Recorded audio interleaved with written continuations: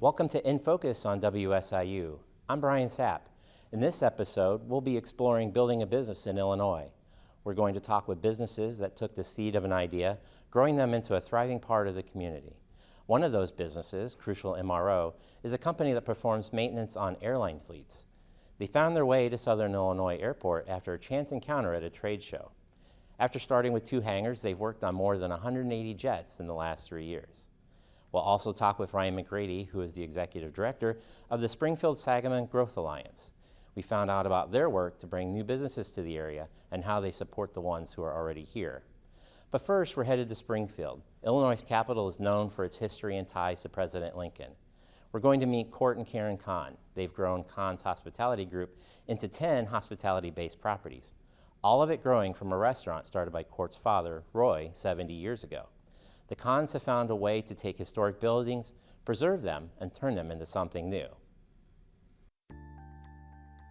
Today, Conn's Hospitality Group is a mixture of very, very diverse hospitality, from coffee shop to a English pub to brew pubs to a banquet facility and a bed and breakfast inn. So we do a lot of things. And what we really strive for is taking older buildings and rehabbing those and turning them back into viable community assets that can bring people together so that they can share community.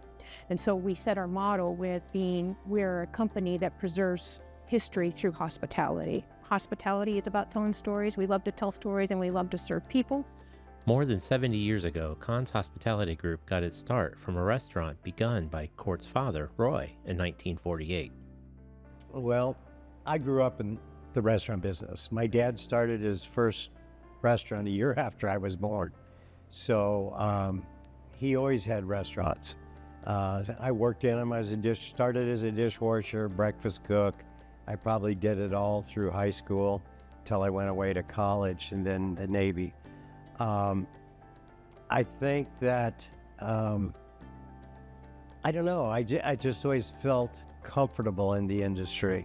The cafeteria during the day was Conn's Cafeteria, but at night we changed it to the Barnstormer. And it was an aviation themed bar that I actually put a disco in. And we ran a disco in there for almost 8 years. And we were open 7 nights a week from 9 p.m. to 1 a.m. And it was a very big success. Karen began working for the Conn family as a teenager, spending her summers working their concession stand at the state fairgrounds. She's been with Conn's ever since, marrying Court in 1996. In the early 80s, Court's father sold the building where they had run the restaurant. After that, they focused on running a catering business. And just a few years later, Court took over the business from his father. In the early 90s, a presentation at a catering trade show gave him an inspiration that set the Conns on the path to merge historic preservation and hospitality. Her name was Phyla Hatch, and she was from Clarksville, Tennessee. And Phyla started her whole talk.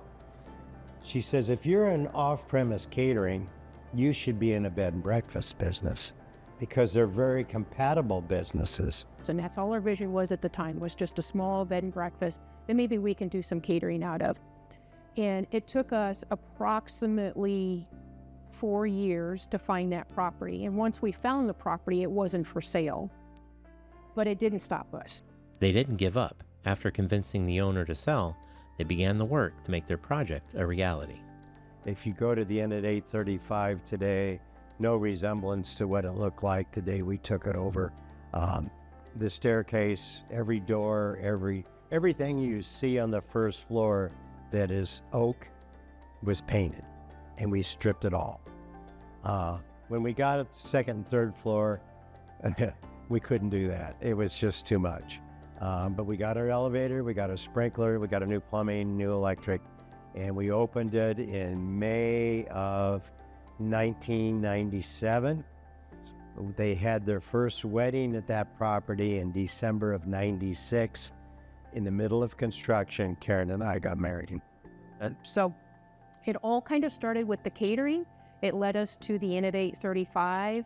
The Inn at 835 led us to the passion of, appreciating our past preserving our past in order for us to appreciate what we have in the future. Many of their projects have come about just like this, not when they were actively looking, but when they least expected it.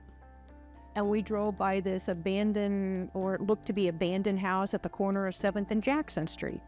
And it was like right across the street from the Lincoln Home Visitor Center. There's opportunity there. There's so much potential. So what did we do? We went up, knocked on the door, and we said, hey, we're Court and Karen Conn. We own the Inn at 835. We want to purchase your building if we can walk through it and negotiate. He said no, but over a course of period, he said yes, and we ended up buying it. As they worked out their plans to develop this new property, the city of Springfield approached, asking if they would help save the Meisenbacher house. That was a home where Abraham Lincoln had loaned $650 to the owner so he could finish its construction. They found they couldn't salvage the first house they bought, so they demolished it, planning to move the new house onto the foundation. And if that wasn't a big enough challenge, the Conns started this project during the financial crisis in 2008. We're within weeks of foreclosure because our bank went into FDIC receivership, and we're trying to figure it out.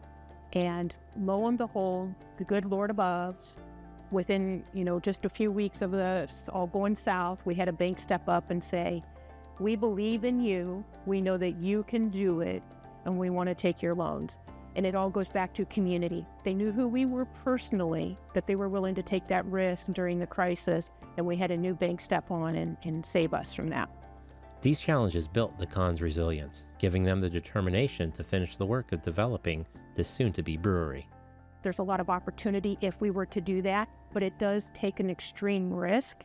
And after sitting down and talking about the risk that it would take, we were like, if we could get through the crisis, almost being foreclosed on, having a house that sits in the middle of Jackson and 7th Street for over a month, I think we can take this risk, and I think we have the perseverance to do it. So moving forward in 2012, we opened up Obed and Isaac's in Springfield, which is Springfield's first microbrew pub.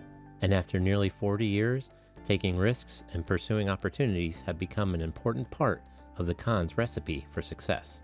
There's 5 that I would say life lessons I've learned.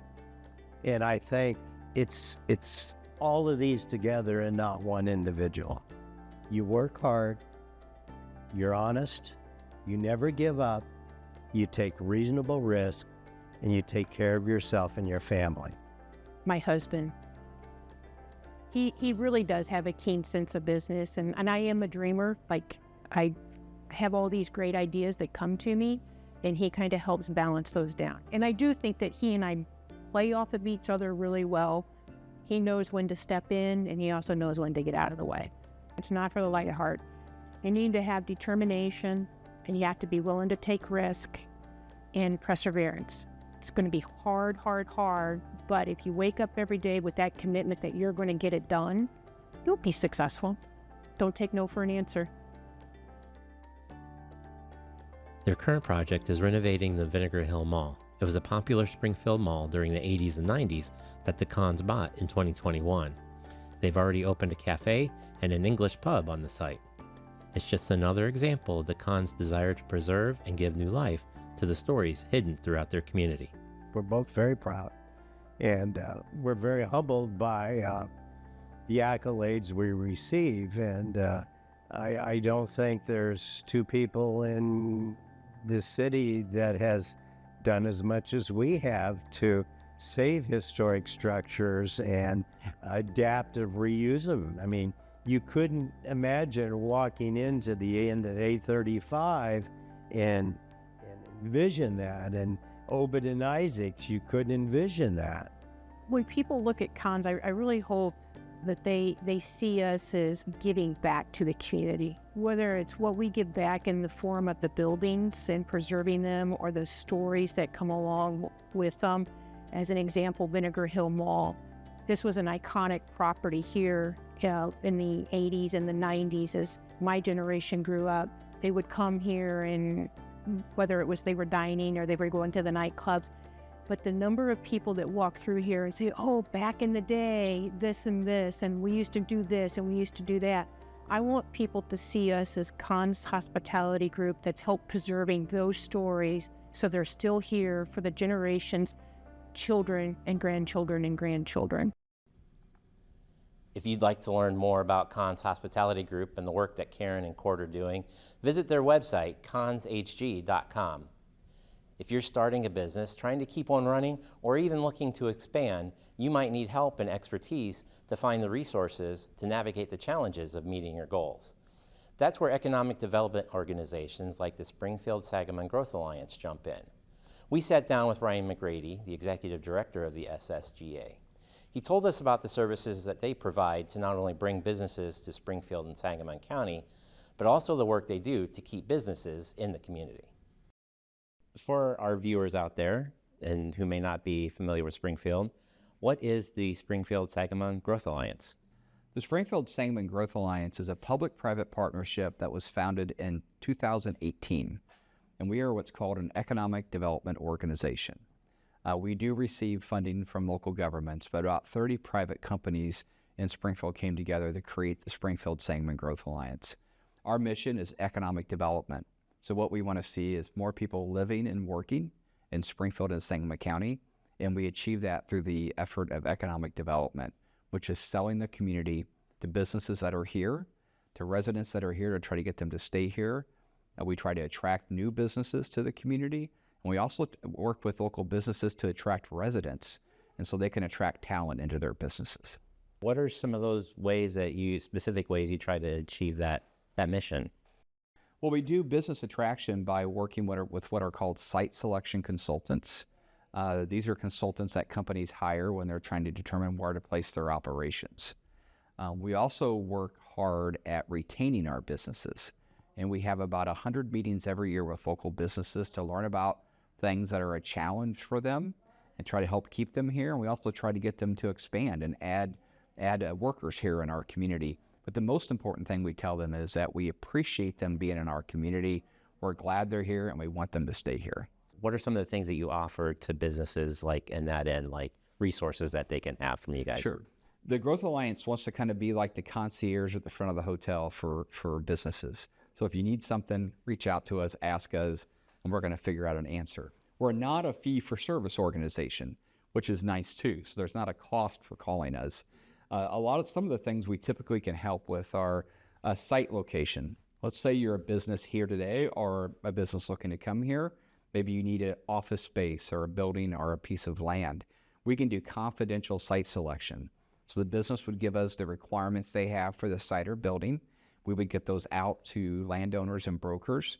And when they find things they like, we connect those two parties, but they can do that confidentially with us. We can also help them access data sets and do market analysis through databases that we have access to. Maybe they want to understand what are the traffic counts on a street. Maybe it's a retailer or a restaurant and looking at a location. How many cars are going by in there every day? How many people work in that neighborhood?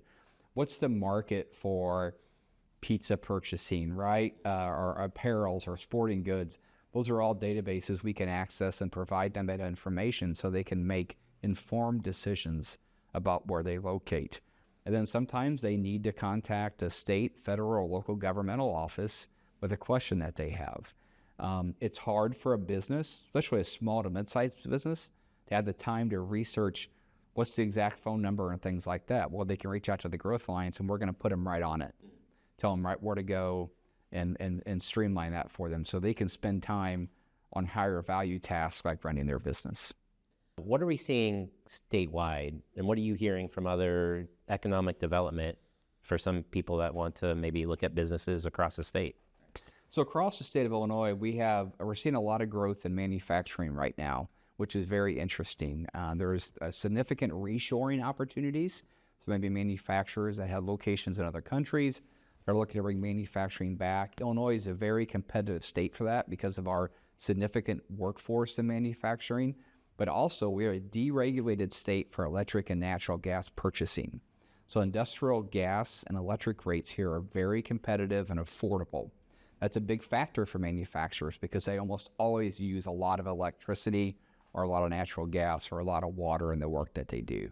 That's a real growth opportunity. The other growth opportunity is in information technology and quantum computing. The state of Illinois has made a very active effort to attract that into our state, and that is really important because of the outstanding state universities we have. So the University of Illinois at Urbana-Champaign graduates more engineers every year than MIT and Stanford combined. So we are producing that workforce. We need to make sure we have the employers here to capture them so we're not exporting talent. That's really important. The agriculture industry and technology advancements in agriculture, I think, will still be a big factor across the entire state of Illinois. It's our largest industry, and there's a tremendous amount of technology that goes into farming now. Also, what you have to think about is only 2% of the people that work in the ag industry farmed.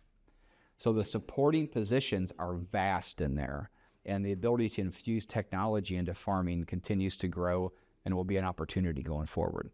So it looks like we have a bright future and lots of opportunities for different areas. I believe the future of Illinois' economy is very bright, and that we should lean into the diversity of the economy. Yes, you have large metropolitan areas like Chicago, and then as we go downstate, the economy is very different. But there's power in that because all your eggs are not in one basket. And so being able to leverage both the diverse economy that we have to support each other is what's going to help our state succeed. McCready says that they're a no-fee program. That means if you're in Springfield or Sangamon County and would like support in growing your business, they can provide a lot of help for free. Contact the Growth Alliance or visit their website, thriveandspi.org. Now, if you live outside that area, start with your own Chamber of Commerce or other economic development organizations in your community. For our next story of growth, we're going to come further south to Southern Illinois Airport, that's just outside of Carbondale. The airport is celebrating its 75th anniversary this year. The airport has been home to the aviation program of Southern Illinois University at Carbondale for 65 years. They're building on that tradition and reputation to bring new developments to the airport. Crucial MRO is one of those. They landed at the airport after a chance meeting at an aviation trade show. Crucial started out completing orders for repairing airplane parts. Now they're looking to expand their operation from 2 hangars to a total of 4 at the airport, with expansion planned into the nearby community. Now we're in the process of taking the airplane down on the inside, sidewalls, seats, floor panels, things of that nature. And we're going to open this airplane up. There's a whole bunch of inspection requirements from the nose all the way down to the end of the cargo bay. We're going to look at every piece of frame, skin on the inside and out, all the way down, look for defects. Wesley Perkins is the Vice President of Crucial MRO located at the Southern Illinois Airport. MRO stands for Maintenance, Repair, and Overhaul.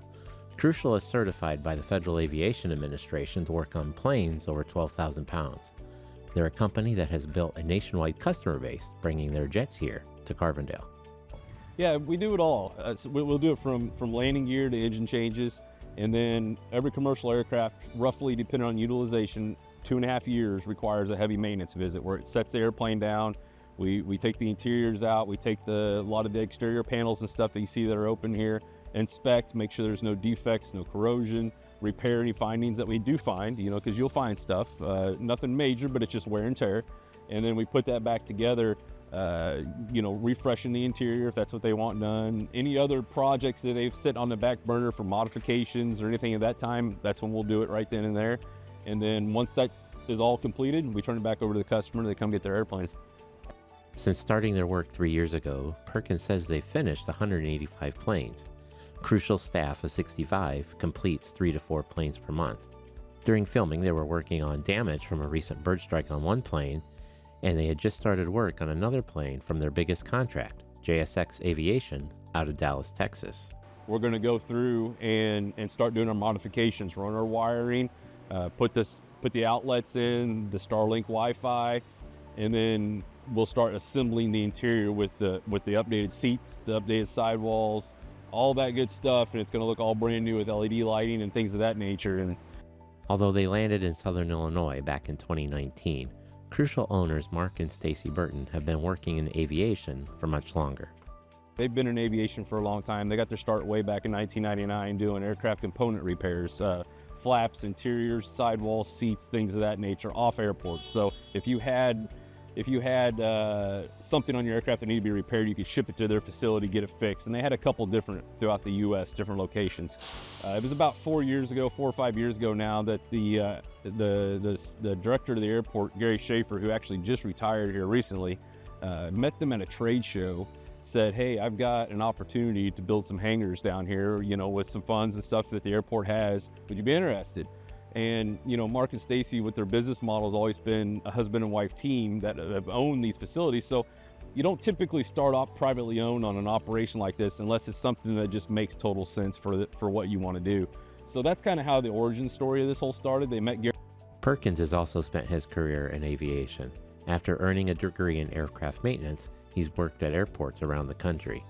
Before coming to Crucial 3 years ago, he ran plane maintenance for GoJet at LaGuardia Airport, oftentimes seeing his crews complete more than 100 planes a day. So, when I got hooked up with them, this is all brand new, still kind of in concept phase, but the hangars and stuff were here and we had to build it. And we still had 2 repair stations in work. We had a Columbus, Ohio location and a Forestdale, Missouri, right outside of St. Louis location. So we were still doing work through those 2 locations. So while managing those 2 locations, we were also here trying to get this up and going. And so it was a slow process. Like I said, it's kind of a deal. You can't become a 145 repair station without having your facilities in place, your people in place, your tooling, your parts, all this stuff that you need to run the facility. You got to prove you can run the facility. You can't just say, I want to do it. So, it's several month process there, and it's tough because there's a lot of money going out, not a lot of money coming in, but we got over that hump to where we are today, where we have standard customers in and out, every month. After all the work to earn their FAA certification, the Burtons turned next to building their reputation in the aviation industry. We have a very good reputation in the industry of putting out a quality product, and we meet the deadlines that we put out. We don't set the expectation where we're going to fail. We tell them as it is, but then we also do it in a time frame and a quality aspect that the customer is expecting. And when that word gets out in aviation, aviation's big as a whole worldwide. It's pretty big, but it's actually really small when we get down to it. All the decision makers of the airlines and aircraft and stuff, especially on the commercial side, it's a pretty tight-knit group. So, when the word gets out, it sticks, good or bad, and we got the good words. This reputation is keeping their hangars and schedules full. This work is leading Crucial to take a look at expansion, beginning with a plan to move some of their work into nearby Murfreesboro. We purchased the building in town, the Kerwood building, an old warehouse there in town. Our plan is to put our interior shop over there and not only support what we have going on in these hangars, but back to kind of the roots of Crucial, where they were bringing in outside customers for repairs and stuff like that. And that's the key piece that we were really wanting to put together in the puzzle. So short-term wise, that's where our short-term goals are at. Long-term, our fully anticipating on moving these hangars on down the way here. So we have 2 here. They're 40,000 square foot. We'd like to replicate 2 more and keep growing as we go. The demand is there. We turn down people quite often, which I absolutely hate doing, but if you don't have the room, you just don't have the room. So we would like to see this whole building expand on down towards the road and really grow the airport that way. This growth is not limited to just repair work. Crucial MRO, in partnership with the City of Murfreesboro, was one of 15 nationwide recipients of the 2025 Community Impact Award by Trade and Industry Development magazine for their impact on delivering lasting community benefits. Perkins says they're happy to strengthen their relationship with the Southern Illinois community. So we've really embraced the Southern Illinois area. We look at it from a couple different aspects. Not only are we providing jobs and careers for people that may not have that opportunity because of the area, but we like to give back too. We're always part of community efforts in Murfreesboro and Carbondale. We're part of the Chamber of Commerce in both areas. We participate in all their fundraisers and things like that. And we enjoy doing it because it not only helps, it helps us, bring face to what we're trying to do down here, because the more community support we have for that kind of things, helps boost our business as well. So we realize being a part of the community and being established in the community it's got great benefits. Even after 16 years of working for airlines and now working for Crucial, Perkins is proud to be part of a team trying to build a legacy with their work. It's good, man. It's a good feeling. You know, it was kind of weird at first because I've seen planes. I'll work on a plane at the airline and I'll see 100 of them leave a day. So I got pretty used to it. But then you get down in this level of the heavy maintenance, I guess you would say. You know, you've seen this airplane sitting here for 30, 35 days, or the case may be. And then you see two pilots walk through the door and say, "Is it ready?" We're like, "It's ready. Take it, guys." You know, and so they hop in and go, and it's pretty rewarding. You know, it's pretty rewarding to see that, and I think our guys feel the same way. You know, there's a lot of guys and gals behind the scenes, and so you know, planes getting ready to leave, you'll see folks go out on the ramp there and watch it, and I love seeing it. You know, I mean, it's in the middle of the workday, and there's 4, 5, 6 people out there watching the airplane take off, but they know that they all contributed to that project, and there it goes. You know. So you see some reward when these things are done. It's just not out of sight, out of mind. You know, you can't miss it if you're here. You're gonna hear an engine start up and go, you know. As Perkins says, Crucial is not done growing. They have demands to complete more work, and that work requires expansion. They'll soon open a new interior repair shop in Murfreesboro, adding more jobs to the area. And they're finishing plans with the Southern Illinois Airport to add 2 new hangars. If you'd like to find out more about Crucial MRO, you can find them at their website, crucial.team. That's all for this episode of Building a Business. In our next episode, we're going to take a look at the ways companies are innovating and staying at the front edge of their industries. For WSIU, I'm Brian Sapp. Thank you for watching.